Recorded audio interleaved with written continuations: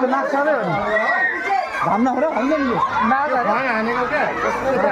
होइन नि खोप्रा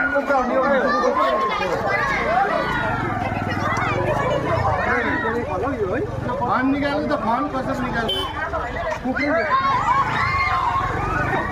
कोब्रा अलिक खुलाउ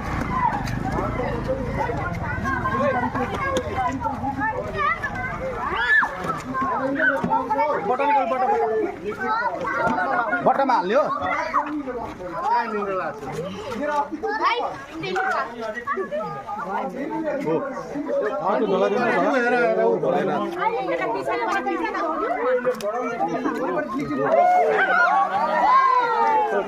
फन हेर न फन फन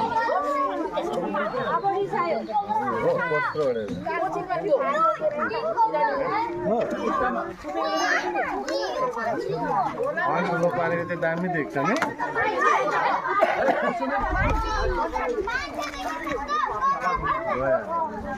यसो छुनु पर्ने थियो छुनु